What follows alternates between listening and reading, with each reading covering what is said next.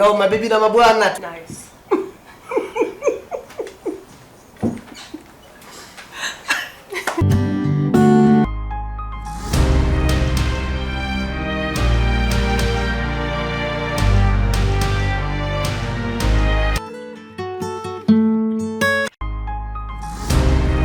Merci. Hello, good morning, ladies and gentlemen. We are here once again on MNTV 1, and this is Life Transformation Center. Remember, my journey, my story. And today we are very much honored to have one of the greatest men, the amazing and marvelous, a father to all, a role model to the new generation, even the old generation. How are you doing, Mr. Jerry Revish? I'm doing well today. Thank you so much for inviting me on. Good to see you. It's my pleasure to have you on this set today. Mr. Revish, I want you just to pretend like the show is yours for right now, and I just want you to introduce the show. Wow, okay. Well, hello everyone. I'm Jerry Revish, retired news anchor at MNTV, and I'm glad to be here today on MNTV. And I'm being interviewed by this fabulous young man today, Merci. Where the town is located? Youngstown is in Northeast Ohio. It's sort of in between Cleveland and Pittsburgh. As you come up here from Columbus, you take 71 all the way up, take 76 into Akron, and come across, you'll be in Youngstown. It's about 2.5, 2:45 driving from here. Yeah. That's amazing. I'm hoping one day I will be there. Yeah. According to some of the research we have been doing, and we found that you are a native from there. You were born from there. Mm-hmm. Mr. Refson, can you just tell us, or tell the people who are watching us, what was the life like on your young age, growing in Youngstown? It was fabulous. To be really honest with you, Youngstown was a steel town. We had several different steel companies working in Youngstown. There was a lot of work for anybody who wanted to work. As a matter of fact, you could come out of high school and get in the mills and get a union scale job that paid enough for you to support yourself, get married, to support your family, buy a house, buy a car. The city was very, very prosperous. And because of that, for a small town, I think, in the 8 largest cities in Ohio, we were probably 6th, 7th, somewhere in there. To be that small, to have all of the amenities that we had in Youngstown. We had an amusement park, Idora Park. Wow. It had 2 roller coasters, 2 wooden roller coasters, the Jackrabbit and the Wildcat. And anybody that's from Youngstown, that's old enough to remember those days, it was a fabulous, fabulous amusement park in the city of Youngstown. Mill Creek Park was another great advantage to being there. It was a beautiful park in the city. I think it had 3 lakes, and it was just a wonderful time. My brother and I used to walk from our house on the east side, down through town, Federal Street, out Mahoney Avenue, to go to what they would call below the dam. It was an area in Mill Creek Park where you could fish. And we loved to fish. We used to catch crappie and bluegill and all that stuff. And we were young at that time. And it was a safe city. Now, having said that, Youngstown was also a hub for the mob, the mafia. Wow. There are several different mafia families that control different things in the city. The numbers racket, drugs to a certain extent, but speakeasies, boozy places, all of that, construction companies, that kind of thing was happening in Youngstown. You could still live a pretty peaceable life, but they had turf wars. As we were growing up, we used to hear explosions going off. These were car bombs. Wow. It was called a Youngstown tune-up. Okay. If a mob had a rival and they wanted to rub them out, they would blow up their car. So that's an aside. Youngstown still was a very well-maintained city. Blacks, whites. It was very, it was more than very multicultural. My neighborhood, Jews, Hispanics, people from Eastern Europe, lots of Italians, people from Hungary on my block. And so I was used to a lot of different ethnicities and a lot of different people growing up. Very well integrated city. That's so amazing. Yeah. Can you tell the difference right now of if you can compare the young age of being in Youngstown and right now? What is that difference you are seeing right now? Well, I still have family at home in Youngstown, not as many as before, but I always go back and visit, and I see them. And some of them are doing pretty good. When the mills closed back in I moved to Columbus in '74. I got my first job in radio in Youngstown in '71, I think. In 1973, thereabouts, Youngstown Sheet and Tube closed, and then Republic Steel closed, and then U.S. Steel closed. You're talking about the Mahoning Valley losing probably 50,000 jobs over time. And when the economy was really based around that, you can imagine the kind of shock it had to all of that. Then Lordstown came. General Motors opened up a plant in Youngstown, and a lot of those jobs came back, but it was still a much smaller city than it was when I was there. And so Youngstown is still struggling in some ways. I still am offended by the lack of political action, governmental action, oversight, help to that area that I think should be happening for a city that size. We're kind of forgotten there, but we do have people that are survivors working through it all, and I'm glad to say that it's still a place to live and work and grow in. That's fantabulous. And I'm very, very happy to hear about the young towns. Yeah. And let's jump to the career. Oh, okay. But the question before we jump to the career is, when you were young, was it your passion to be in the media industry, or maybe you had something different? Yeah. You know how life is. You know, things happen in your life. You start in one direction, and then sometimes things take you somewhere else.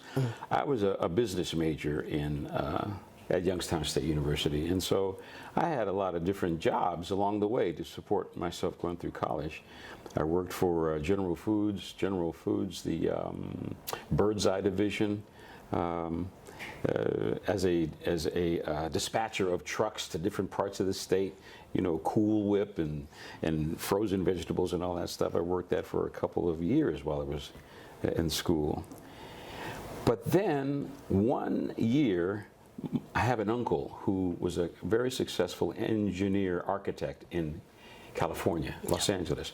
He came through the city, Youngstown, to buy his sister a house. Okay. His sister lived in Farrell, which is probably half hour outside of Youngstown. We're right on the border of Pennsylvania and Ohio. Anyway, he came to buy her house, and he and my mom, he was her nephew. We had dinner one night, and he said to me, "Hey, Jerry, what do you want to do?" And I said, "Well, I'm going to school. I'm a business major. I think I want to try to do this, that, or the other." He says, "Why don't you come out to California? You can enroll in college there. You know, see what it's like." I took him up on that. I enrolled in Chapman College, which is in Orange, California, outside of Los Angeles, and spent a year there. And I was happy, but then I wasn't happy, and it wasn't a great fit for me.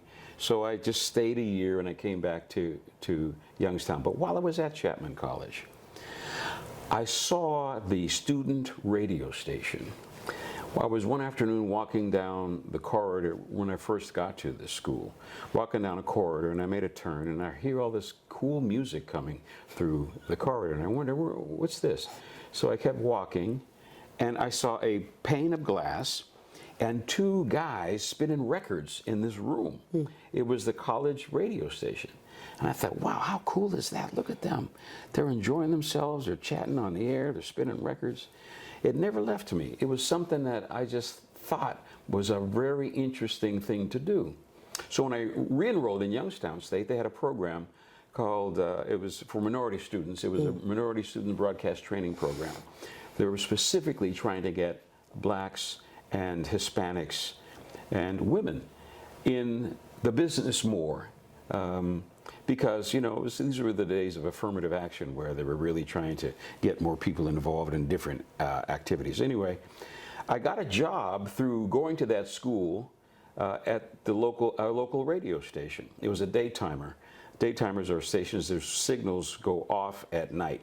So you're on during the daytime hours while the sun's up. Anyway, I got a job there as a board operator, you know, just helping to spin records for the talent that was coming in to the station. And it was a talk radio station. They also did what they called tradio. It might be what the corollary today would be sort of eBay on the radio. People would call up and they'd say, you know, I got a really good running 21-inch lawnmower and I'm only asking $25 for it. And you could trade it on the air for cash or something else that you would want. Anyway, that was the bread and butter of the business, and they played beautiful music when they weren't doing the tradio thing.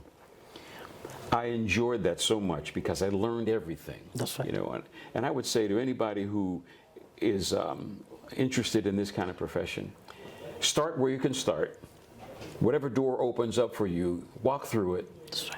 You're on the inside. Whatever happens in that station, you're going to be privy to it because you're there. Yes. You're there. So after spinning records for about a year, I started reading wire copy during the seventh inning stretch of Cleveland Indians games and halftime for Ohio State football because we broadcast that. And I guess my skill, ability, voice caught the ear of the news director, and he said, hey, you know, we got an opening here in the newsroom. You want it? And I said, yeah. So I transitioned from board operating to being full-time in the newsroom. And I was around a bunch of older guys who had been in the business forever, and I loved that because they had so much wisdom. Yes. When you first start in the business, you don't know what to do. How do you do an interview? How do you do this? And they gave me such great information, you know. Don't try to write everything down. Listen to what you're being told through the interview. And remember the nuggets. Remember the things that stick out. That's going to be the juice for the story that you're going to write. You pull those things together and make a story work. And so I learned those things from them. Then one day I got a call from WBNS Radio here in Columbus, out of the blue. You never know what life's going to do in your life. You just never know. Hey, we're looking for a guy. We want to replace a reporter that just left. Are you interested? And so, you know, I knew nothing about Columbus or WBNS Radio, any of that stuff. The only time I had been away from home was that 1 year at Chapman College. I'd been basically in Youngstown all my life. So I said, yes, I'll come down and do the interview.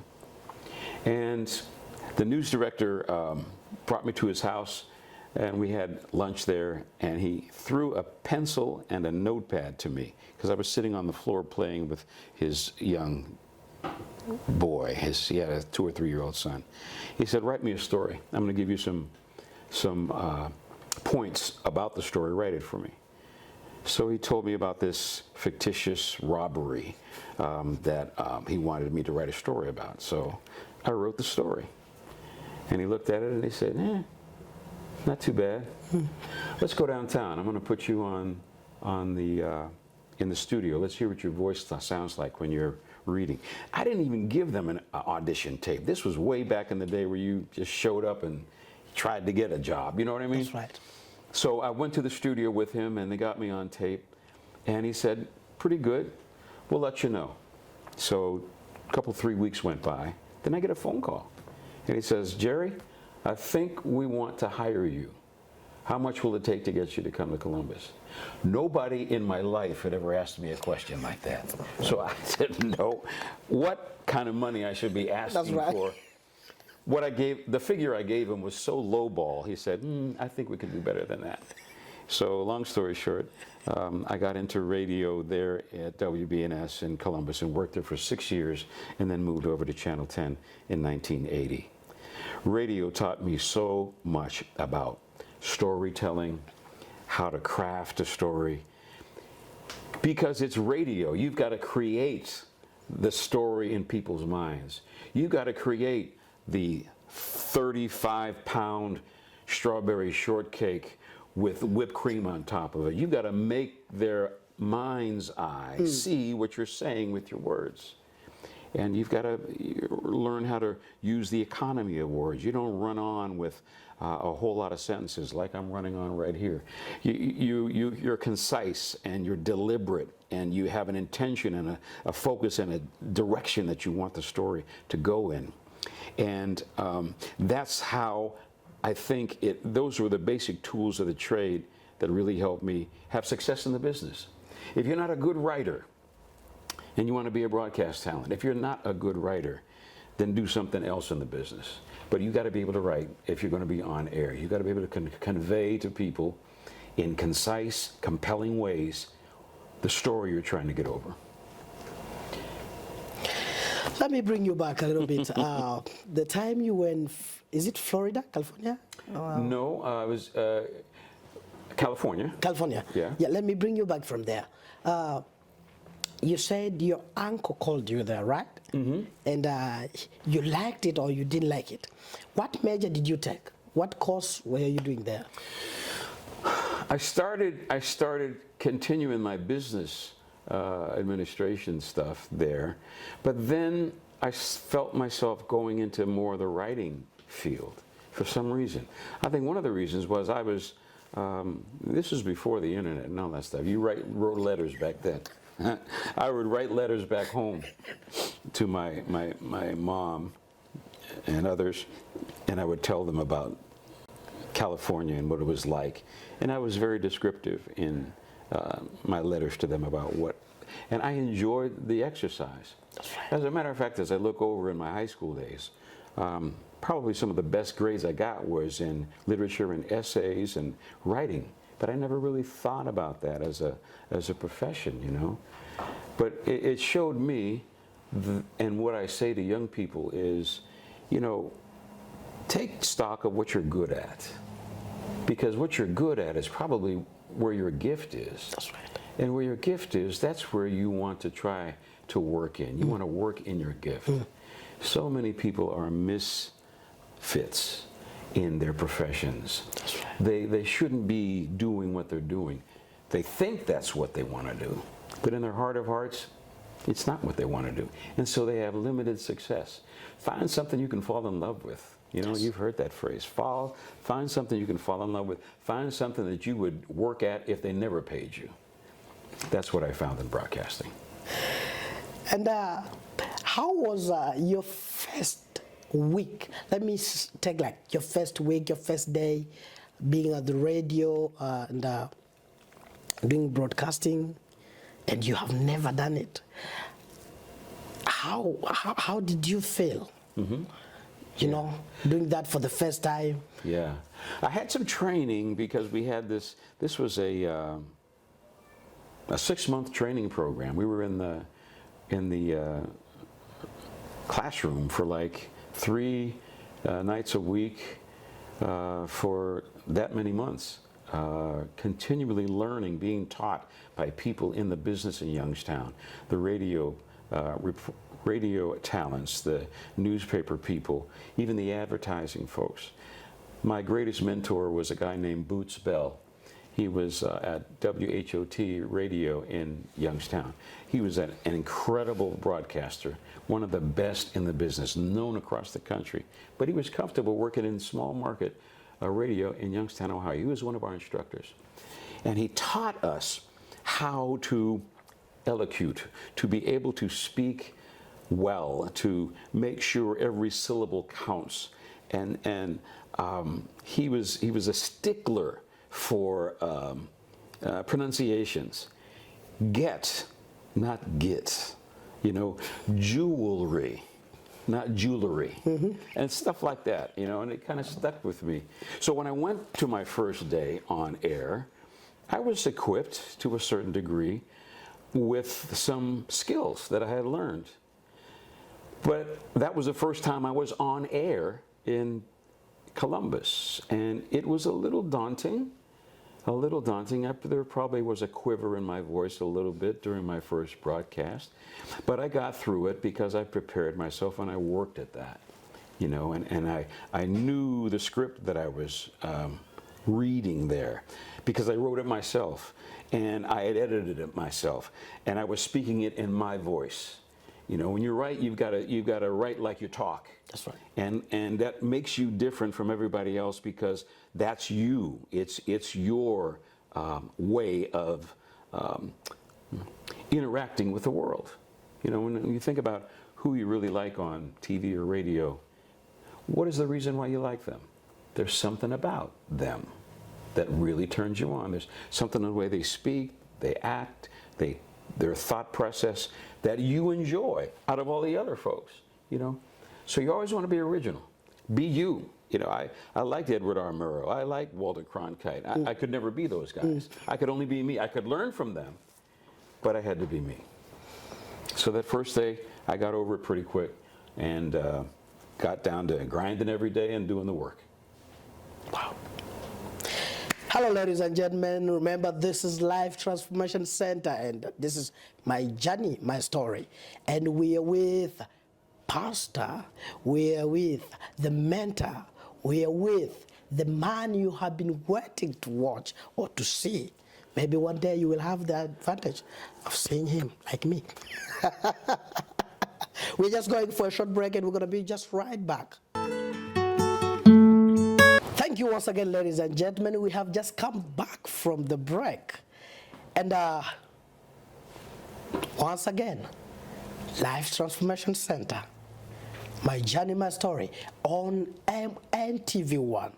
And always I'm your host, Merci Nesta Bitakera. Mr. Jerry, if I may ask you once again, what are the things you have learned or discovered from the beginning of the media industry up to the retirement? What are the things you have learned or discovered from in that all moment you have been there? Good question. It's an ever-evolving industry. Yes. I got in just as film was being retired. They still shot some things on film, but everything was going to videotape, you know, ENG, electronic news gathering. Oh, I remember the days of at the radio station where you had a ticker on a wire machine in the corner. UPI, United Press International, Reuters, Associated Press. You had all these machines in there, and they were just they were constantly turning out copy, you know, local news, regional news, national news, international news, and you had to rip those sections off and put them on a 2x4 in the newsroom, national, state, government, whatever it was, sports, all of those, and you put the material there so that you and other people in the newsroom could go to that and get the latest news that was coming across the wire machines. Then when I went over to TV, and I jumped around there a minute, went over to TV, we were using manual typewriters in there, right? And the copy was being put on a conveyor belt, and a camera was over it, and it was shooting that to a teleprompter, which was like a tube TV set in front of the camera. Really primitive by today's standards, but state of the art back then. Then everything migrated to computer. Yes. I think WBNS TV was one of the first all computerized newsrooms in the country. There were a couple other stations that were doing that, and we were local. Hats off to the Wolf family who owned the station. It was family owned. I retired the same year that they sold the station to Tegna, I believe it was. And I was so glad to have had the experience of working for them all of that time, because they spared no expense. If you needed a piece of equipment, they would buy the equipment. If you needed to hop on a plane and fly to Nevada to do a story, they would put you on a plane and fly you to Nevada. All they wanted out of you was the best work. Yes. The best work. And so I really appreciated that. So I watched how the business had changed and how I was able to go from one element, one scene to the next, if you will. In radio, we were using these big Scully machines, tape on a big bed, and you would listen to the interview, and you would physically splice this piece of the interview with that piece of the interview, and you wanted to make sure your splice was good enough that it didn't sound like it was a jump in the conversation. I mean, you learn so many things that way that you can apply to other things as you move through the business and your career. And so I learned that, and I learned how to do videotape editing. I sat in the booth with a photographer and learned how to edit from watching him edit. Little things like always cut on the action. Yes. You know, you want to make sure when you make an edit that it's going to go from this to something else, and it's going to be fluid in the way it works. Yes. I mean, I'm remembering all this now from long ago, so I hadn't rehearsed myself before I sat down with you to talk about the business.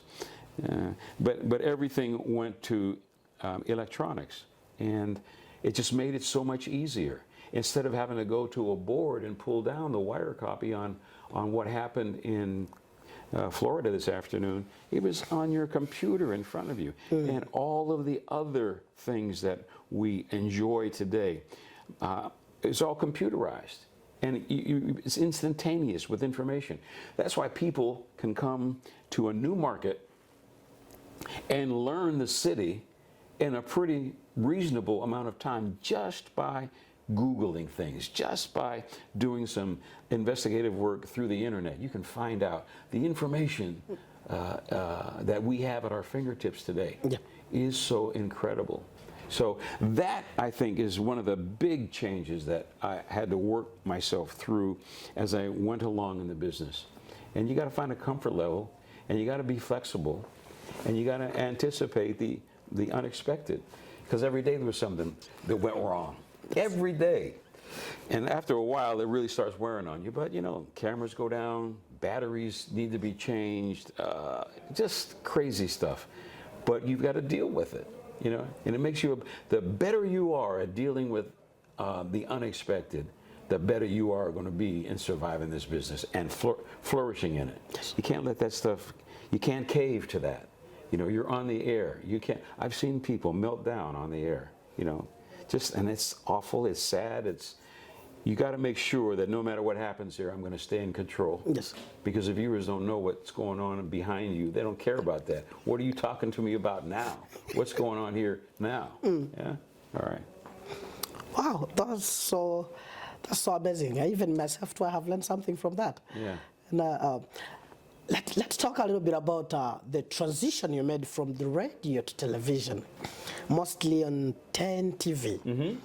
Can you tell us that transition? How was it from radio to television? Well, the biggest change was, you know, I enjoyed radio. Radio was TV without pictures, if you look at it that way. And when you add the pictures in, yes. That really makes the story come to life. That's why, you know, TV is about being there, showing there. You know, say dog, see dog. You've got to be able to show people that. And that was the great skill, a writing skill that I was able to transfer from radio into TV that I was able to learn. To being able to be concise, to throw off all of the, when you get on a story, there's so many different elements that you can go to.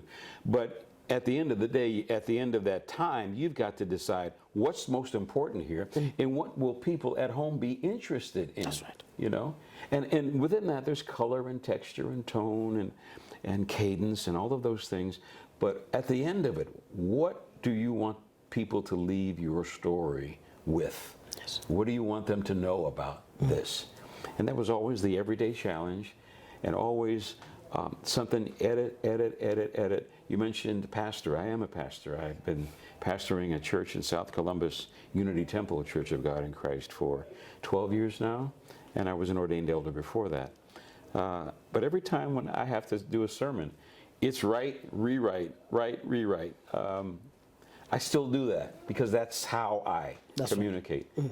And that's how I preach. You know, I want to make sure that I'm able to do a beginning, middle, and end of a sermon, and everybody understands what I'm trying to get across. Yeah. And that comes to the question of like, how were you able to manage to be on set and dealing with the family, at the same time leading the church? How was that? And what difficulties were there? It was a lot going on all the time. It was an amazing experience. Yes. When I think about it. Every day, my work was bivocational. I had TV and I had the church, and I was able to do them both. Sometimes one element was probably not getting all the attention it needed because the other element of my life needed some attention. But I started learning how to manage that and have balance. You have to have balance in your life. And even in all of that, even with those two professions, you have to have something in your life that you are interested in, that's yours and has nothing to do with that. That's right. I remember one day Bill Pepper, one of the senior broadcasters at Channel 10, who did the morning show there for a long time. He said to me, "Jerry, no matter what you do, have some hobbies. Don't make this your life. There's got to be life beyond television. If you let this consume you, you're going to be disappointed." Yes. And that was sage advice, because you're more than what you work at. You're more than a TV personality, or there's life after that. Yes. There's life while you're in that. And the life that you have outside of your work really helps your work. I can't tell you how many times I was in the grocery store line, and I'd hear somebody talking behind me about something that happened in their neighborhood, and I said, when I get to this station, I am going to investigate that. It was a story idea just from being in the Kroger line. Yes. You know, or taking a different way home. Don't always just go the same way home all the time. See what else is going on in your city, in your neighborhood. Have a life. It's important to have a life. That's amazing. And a very interesting story. Let's talk about the chaplain. That's where I was very much curious. How Mr. Jerry just retired from the media industry and just think about becoming a chaplain. Yeah. Well, what can you tell us about that? I got a call. Just like I got that call from the BNS radio in Columbus, in Youngstown. I got a call not long after I retired from the chaplaincy at the Franklin County Sheriff's Office. And they were asking me, do you think you might be interested in working as a chaplain? I knew what a chaplain was, but I had never worked at that. And I didn't know what it was about as far as my role in it. But I'm already talking to people all the time. I'm counseling people. I'm sitting with them in their deepest, darkest grief, having lost a loved one. That's what pastors do. That's right. And so I figured there are some skills here in being a pastor that I can apply in the chaplaincy. So yeah, I'll give it a shot. And so I have 410 South High Street, which is right across from the courthouse. In that is the Detective Bureau. I think the SWAT team is in there as well. And on the top floor is the communications, the dispatcher's room. And my job as a chaplain is it's really a ministry of presence. Yes. Just being in there. Sometimes these dispatchers have some horrible phone calls, 911 distress calls.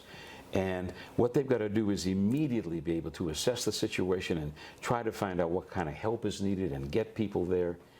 But they don't always find out what the end of that call was about.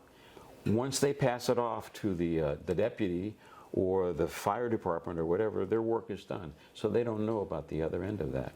And sometimes that can be very stressful because sometimes they get calls from children that are calling, my mommy's on the floor and I can't get her up. She won't wake up.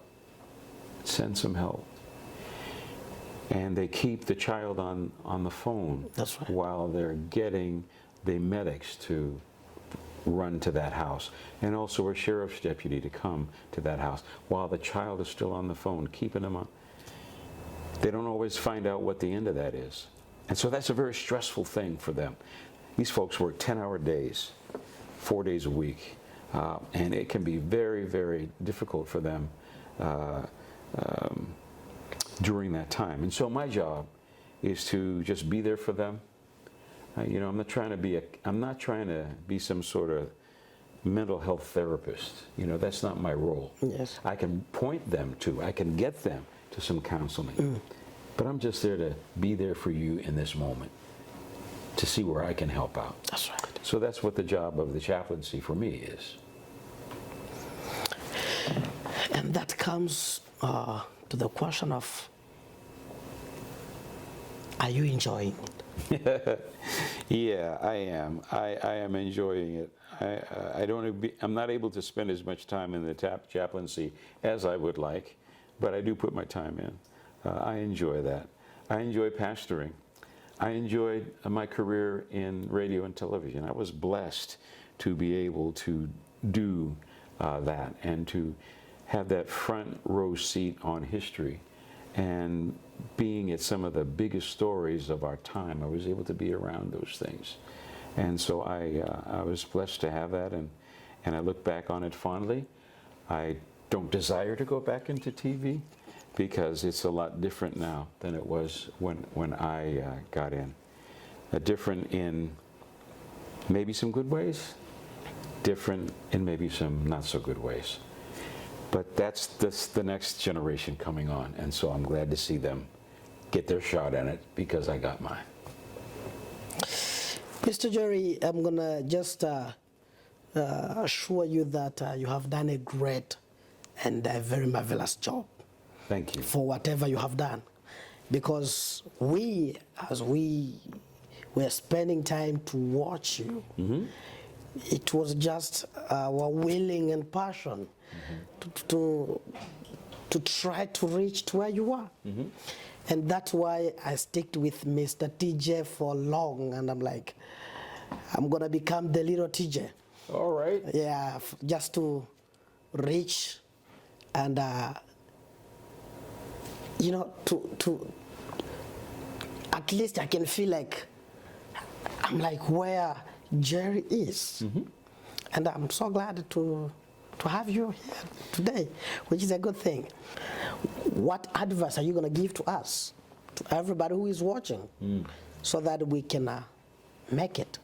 Have thick skin, be tough, be persistent, knock on as many doors as you have to, because one of them is going to open for you. Amen. Be flexible, and be undeterred. And if you have a passion for it, you can do it. You know, it's not you can do anything, you can be anything you want to be, as much as it's you can be anything you work to be. That's right. You know, if you work to be that, put the work in, make the sacrifice. Sometimes things come quick, sometimes not so quick. Yes. When I left the weekend anchor desk at MNTV and I felt I could get a weekday regular anchor chair, it was 8 years before that happened for me, you know. If I would have stopped, quit, I would have never got what I wanted. Just don't quit. Do not quit. Never give up. Who said that? Winston Churchill. Never, ever give up. Ladies and gentlemen, it has been a very awesome and a very gorgeous moment with Mr. Jerry, pastor, the mentor, the father to many. And I'm going to just finish with this question. Okay. Mr. Jerry, as I was looking in my research, I found that you are a father of 2 children and a grandfather of 4. Thank you. How do you express your joy when you look at your family and the people surround you? They've been the greatest blessing of my life. You know, careers come and go, but your family's with you forever. That's right. And I thank God for my son and daughter and the 4 grandchildren they've given me, 2 boys and 2 girls.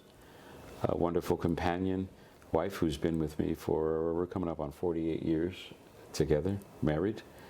And I'm just blessed, you know, and I really try to wake up that way with thanks on my lips. Sure, there are things that I would love to see happen in my life that haven't happened yet. There are disappointments, but when you look at the totality of your life, wake up in the morning with thanks for it. Thanks for it. As the old mothers would say, it's better to be seen than viewed. That's so amazing. Ladies and gentlemen, remember, it is MNTV 1. And right now I'm going to give Mr. Jerry Revish to finish this interview by closing with the closing word has a personality in media. Remember, it is MNTV 1. MNTV 1. Yes. Thank you very much. I'm so glad I've had the opportunity to be with you today, Merci. Thank you. It's a great opportunity, and I appreciate that. It's a great school here in town. I'm glad to see it continuing to flourish and turning out great talent in the city. Thank you for having me. My pleasure. Can you greet my people in Swahili? Have you ever spoken Swahili before? Swahili, no. Then you're going to speak today. Okay. You're going to tell them jambo. Jambo. Jambo. Jambo. Thank you so much. Thank you. It is my pleasure having you on the set. All right. Thank you. Blessed. Thank you so much.